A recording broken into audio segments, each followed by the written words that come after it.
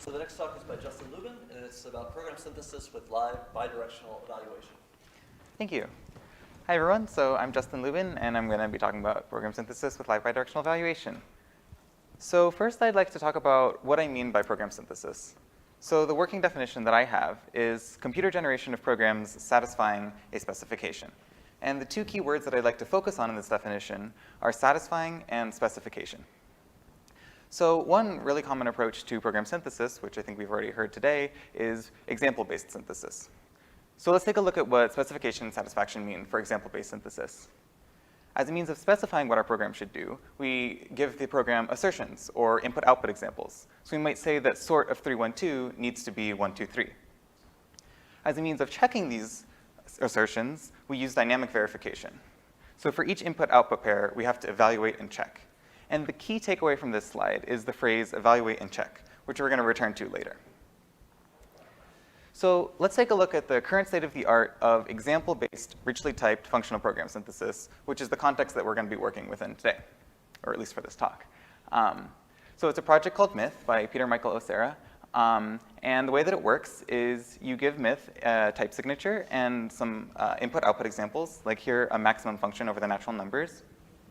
And as an output, you get a function that, when run, will satisfy those assertions. So for the purposes of this talk, I'm more or less going to be treating Myth as a black box that takes in examples and outputs a solution that we want. So now I'd like to talk about the main limitation with Myth that we would like to overcome with our research. Given input-output examples, Myth will transform an empty program into a full solution.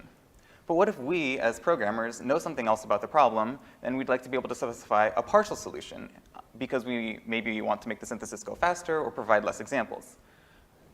So the idea here is known as program sketching. And it currently exists for logic-based synthesis, which is another type of synthesis, in untyped languages in the projects Sketch and Rosette. But we want sketching for example-based synthesis in a richly typed language. So our goal then is to combine sketching with Myth. And our solution is Sketch and Myth. So let's take a look at how it works. Just like before, we give the program a couple of examples. And now we can also specify a sketch of the final solution. In this case, we've outlined the 0 branch of the maximum function, so we don't need to provide any examples that correspond to that branch. And just like before, we get an output, which is a function that satisfies the specification. So again, let's take a look at what specification and satisfaction mean for Sketch and Myth. Specification this time is input-output examples as well as a sketch.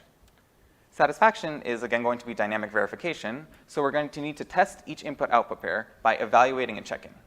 But now the key question that we have to answer is, what do evaluating and checking mean when you're given a program sketch or a partial program that might have holes in it? So our answer to the evaluation question is something that we saw earlier today, which is live evaluation. So the way that it works is, if we're given a program like the one on the left, and we want to add 10 plus 20 plus the first of this pair x that we have right here, we're going to be able to actually get meaningful output. We're going to get the number 34 because we know exactly that the first component is 4. So in this case, we would say that in the empty environment, E evaluates to the number 34. But now, if we want to get to the second component of the tuple, we're going to be able to compute the 10 plus 20 and get 30, but we're going to be getting a hole in our output. We have a hole in our input, so we're going to get a hole in our output.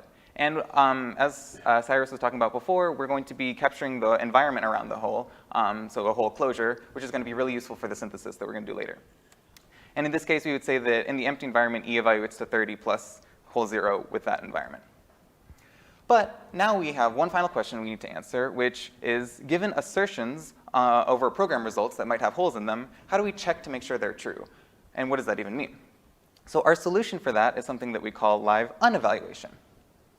So the way that this works is, let's say we're given our example from before, where we have E evaluates to 30 plus a hole, and we want to assert that E needs to be equal to 100. Well, in this case, we should generate the constraint or additional example that the hole 0 needs to be 70. As a slightly more complicated example, let's say that E evaluates to first of some hole, hole 1. And we want E asserted to be equal to 8. In this case, we know that hole 1 should satisfy the constraint that its first component is 8 and its second component is anything at all, the top example. And as a final example, let's take a look at our natmax program. If we want to assert that natmax of 1, 2 is equal to 2, Then we're going to live evaluate natmax 1, 2, and get the whole closure 2 with the environment n equals 1, m equals 2, and prime equals 0.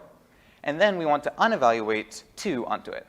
So as a result, we're going to get the constraint that hole 2 needs to be 2 in that particular environment. So we've transformed these sort of global constraints, like 2 and 8 and 100, into local constraints on the holes, so the circles to the hexagons. So satisfaction in sketch and myth looks like live evaluation, which transforms a program expression into a result that might or might not have holes in it, followed by live unevaluation, where we take examples and push them back onto the result and get new examples and new constraints, which are denoted by X here. And overall, we call this live bidirectional evaluation. So let's take a step back and to conclude, see how this works in the grand scheme of things. So for sketch and myth, first we take myth and we augment it with our new satisfaction judgment. And then we can take a sketch from the user, live evaluate it, and get a program result, which may or may not have holes in it. Then we can take our program examples, which can't be plugged directly into myth because they're these global constraints, but can be live unevaluated onto the result. And this process, which is called live bidirectional evaluation, gives us a bunch of hole examples which we can plug into myth. Myth, with our new satisfaction judgment, will then give a partial solution, which may also have holes in it, and critically, it will give us new program examples on these holes that we can use to get further information about our synthesis problem. And because we have these new program examples, we actually have to iterate the entire procedure and start again, unevaluating these new program examples onto the partial solution, etc., until, finally, myth will give us a full solution. And then we're done. So I'd like to thank Nick Collins, Cyrus Omar, and Ravi Chugh for all of the wonderful help on this project, and the MWPLS organizers who have made all this possible.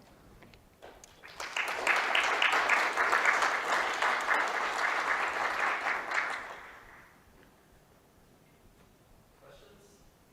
Yes. So the example that you gave shows that you can is almost what you would get just by looking at the natural recursion for the type on natural numbers. And I wonder, since myth is based on this strongly typed language, can you use the types to fill out a lot of these sketches automatically? Yeah, absolutely. And that's actually sort of one of the original goals of the myth project. Basically, you can create something called a refinement tree, which is based entirely on the types and with some additional information from the examples.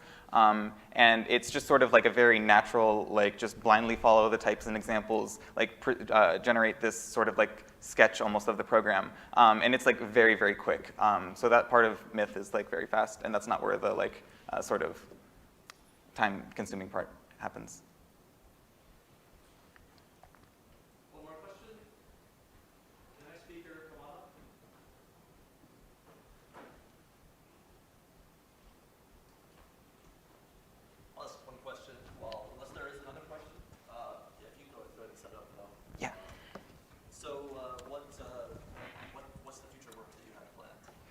Right, so for future work, we need to definitely do some user studies for this, particularly because we want to make sure, I think that one's just for there.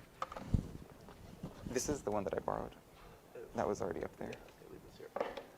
Right, so we want to do user studies to make sure that what we're doing is actually usable by programmers. And it's really hard to sort of like display the outputs in a way that like the users can understand, because if they're wanting to create a program and they don't know what the program's going to look like, and they're presented with a program and asked if it's correct, then it's like, how do you answer that? So we definitely want to do that. And yeah, ranking different results and other sort of usability concerns is probably the next priority. Thanks.